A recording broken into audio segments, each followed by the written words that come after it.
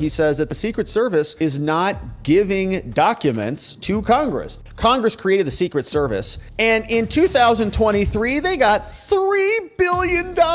Oh my gosh. They say there were no detection canines that were brought out to monitor or detect the threats. Is the FBI going to get to the bottom of that? They're not even investigating the Secret Service. Senator Josh Hawley has released a whistleblower report detailing what happened in the first assassination. Now we're on assassination attempt number 2, but the first one still had a lot of problems that have yet to be resolved. And so this report has now dropped from Josh Hawley's office. He's on the Committee of Homeland Security and Governmental Affairs. But here's what Hawley said. Before he released the whistleblower report, he says that the Secret Service is not giving documents to Congress. They're demanding documents, but they don't want to share with the American people what they've done here. Here's the senator. Yeah, see, this is what's so hard to understand is that if this individual had failed one or more of her training exams, if she was known not to be really one of the Secret Service's top agent, she's in the Pittsburgh office, why was she put in charge of the entire trip, Jesse? I mean, the whole thing. She was in charge of the whole works from the time the president landed to the time he went to Butler. It's just totally inexplicable. And Jesse, one other thing, I'm told by people who are close to and have knowledge of the Secret Service's own internal investigation that the Department of Homeland Security is leaning on the Secret Service not to comply with document requests to Congress. I mean, this is really getting to be outrageous. The American people need the truth. We so hard do to need understand the truth, is that if this but individual... they are not inclined to give it to us because it would expose their complicity in the outcome. Now, the senator has released a whistleblower report discussing the failures of the United States Secret Service during assassination attempt number 1,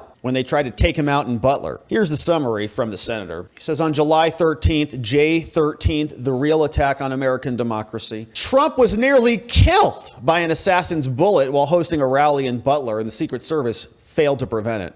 Now, it was the most stunning breakdown in presidential security since Kennedy got assassinated and since Reagan got hit. Now, following this catastrophic failure, the Secret Service and the FBI and the Department of Homeland Security, they've all tried to evade real accountability. These agencies and their leaders, they've slow-walked congressional investigations. They've misled the American people, and they've shirked responsibility. And so in response, Senator Josh Hawley from Missouri personally visited the site in Butler, interviewed whistleblowers, opened up a whistleblower tip line, and encouraged those to tell their stories. Now, since then, many individuals have come forward with details, including people from the Secret Service, from DHS, from local law enforcement, and private citizens as well. He says these results are highly damaging to the credibility of the Secret Service and to Homeland. They reveal a compounding pattern of negligence, sloppiness, gross incompetence that goes back years,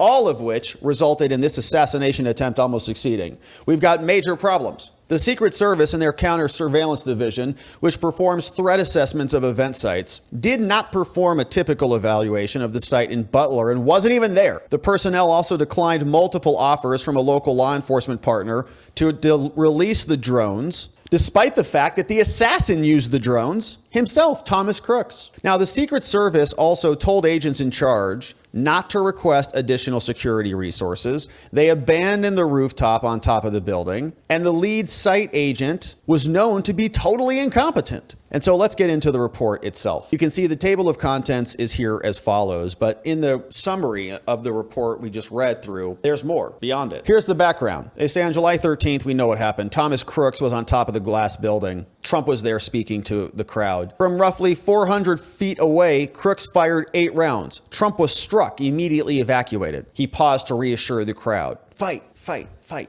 Congress created the Secret Service, and in 2023, they got $3 billion. Oh my gosh. Yet despite these vast resources, they couldn't even cover a stinking roof. So Senator Josh Hawley is investigating. Here's the timeline of the events. In the morning, Crooks takes his dad's AR, buys 50 rounds of ammo and a ladder, drives to the rally. 4:30, counter sniper texts his colleague, says someone snuck in and parked by our cars. They should have been alerted, and they were alerted at that moment. 5:06, Crooks was videotaped outside. State or local law enforcement then identified Crooks at 5:10 as a suspicious person, right? And then at 5:32, they see him with a rangefinder. Then at 5:38, They notify, if you want to notify the Secret Service to look out, I lost sight of this suspect with a rangefinder. Then at 5:46, local law enforcement notifies Secret Service that there was a suspicious person. Now, they just dilly-dallied for the rest of the day. Then at 5:51, they found Crooks was observed with a rangefinder. They notify Secret Service about this. Then at 6:02, Crooks is observed on the building. Then at 6:03, Trump takes the stage. Then at 6:08, they see Crooks on the building.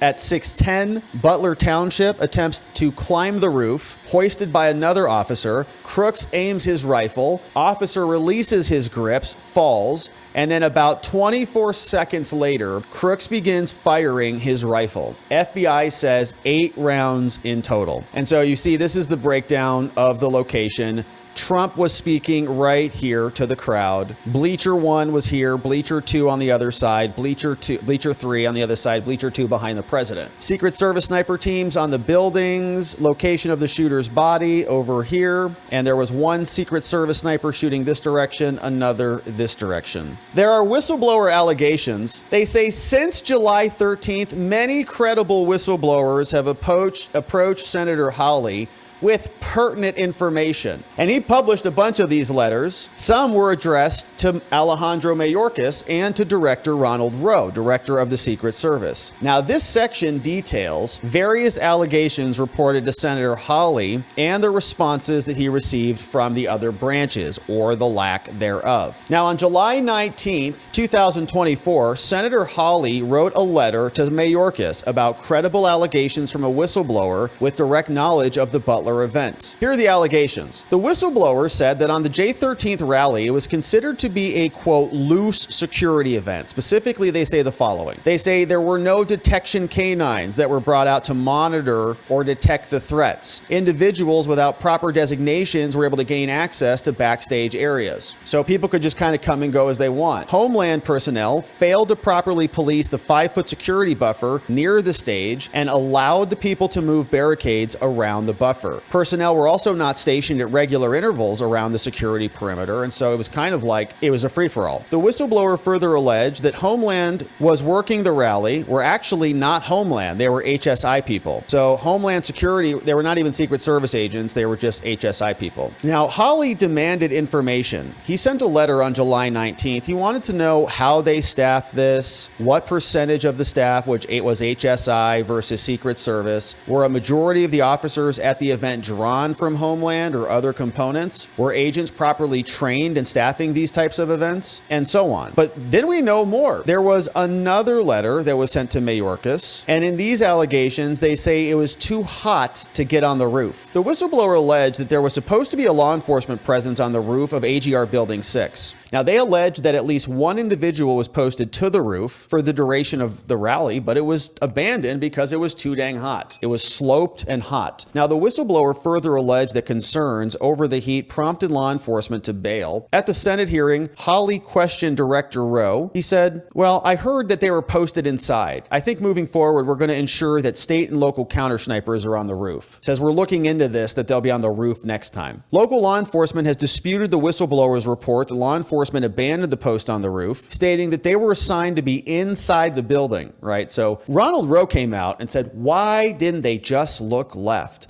Why didn't they look over here? And they said, well, because we were inside the building, our area was over there, not over here. That's your snipers who were looking at that rooftop. They disputed it. Now, here's an exchange. Apparently, there was a miscommunication between the Secret Service and local law enforcement. Here's how that exchange went. About 10 minutes after the shooting, another officer arrived at the warehouse and said to a fellow officer, I thought you guys were on the roof. I thought it was you. I thought it was you. No, came the reply with an explanation that no, it wasn't us. No one was on the roof. We didn't have anybody on the roof. What the F? The officer said. Why were we not on the roof? Why weren't we? Federal law enforcement officials have said the Secret Service thought local law enforcement officers, including snipers, were supposed to secure the building that Crooks was on. However, a local law enforcement official involved in the event planning previously said that the tactical team's heads told the Secret Service during the walkthrough that its snipers would be inside the building on its second floor. So the Secret Service knew no one was going to be on the roof. Butler's team didn't want the snipers on the roof because they would have been exposed to temperatures over 90 degrees throughout the day, they said. So we're not putting people people on the roof. Secret Service should have known that. Now, relatedly, Colonel Christopher Paris testified during a hearing that there were 2 other people in the second floor, but the Butler County District Attorney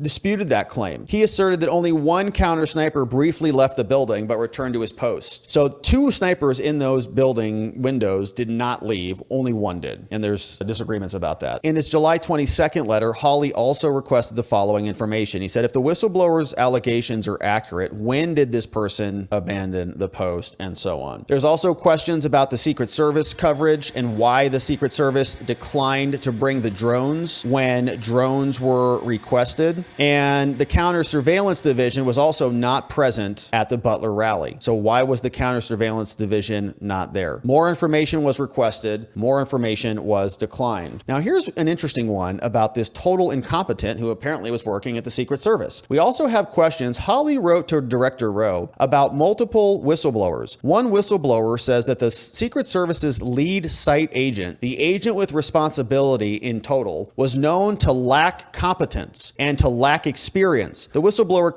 claimed that this agent was responsible for mitigating line of sight concerns. Total moron. They're like, yeah, put her or him in charge. A separate whistleblower alleged that the lead site agent personally made decisions that likely compromised the event. For example, campaign material such as flags were permitted to be placed around the stage, despite the fact that they're normally prohibited because of line of sight problems. The Secret Service also did not check IDs when issuing credentials that authorize access to restricted areas of the site, contrary to typical practice. This is a question that we brought up a long time ago on this. There were Secret Service snipers, and then there were local law enforcement snipers. And our question at the time was, who's vetting any of these people, right? No disrespect to the local cops, but it's just like they're sending text messages like, hey, bro, can you do sniper duty on Fridays? Like, oh, let me check, sniper duty. I'm free for it. And it's like, do they just show up with their guns and put them on a roof somewhere? Is the Secret Service even looking? Apparently not. So they weren't even checking IDs. So anybody could just walk right in there. Apparently somebody did even at some event. Remember that other Secret Service event where that woman was like breastfeeding or something with her whole family? Anyways, in August,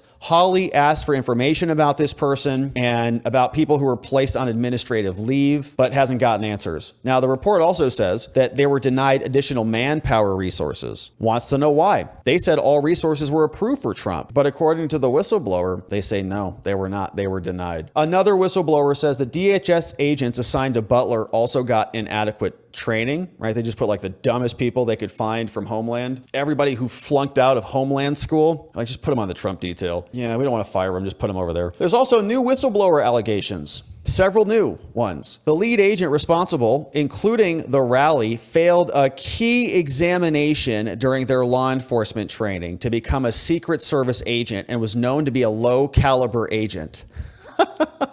It's terrible. Someone's dead as a result. It's not funny. They put the dumbest person in charge, right? Like, you're responsible for this. If you put somebody who's not capable in charge of something that they should be capable, you have a standard of care to make sure that that person, you don't put someone without a license behind the wheel of a car, or you don't have someone without a CDL drive a big rig. You got to be competent in order to do the job. And so if they put in some moron, they're like, it's Trump, just protect Trump. Just make sure he doesn't get shot. Yes, sir, I can do it. Secret Service intelligence units, teams of Secret Service agents paired with the state were absent from the rally, and the hospital site was also poorly secured. The Secret Service site agent responsible for hospital security did not even know what's going on. Trump could have been taken out at the hospital. So a lot of questions. Who made the decision to deny counter sniper coverage? Who was responsible for approving communications? Who within the Secret Service created and communicated with law enforcement partners? Did any law enforcement agents abandon their assigned posts, and why? Why were resources requested at the rally? And were these resources requested? What was Crooks's motive for the attempted assassination? What did he say in his encrypted messaging applications? He says 2 months now have elapsed since Trump was nearly assassinated, and the American people still know way too little about what happened. Instead, it's been left to courageous whistleblowers to get information from the whistleblowers, not from our own government. He says if left alone, these agencies are not going to reform themselves. They're going to continue to stonewall and obfuscate the truth.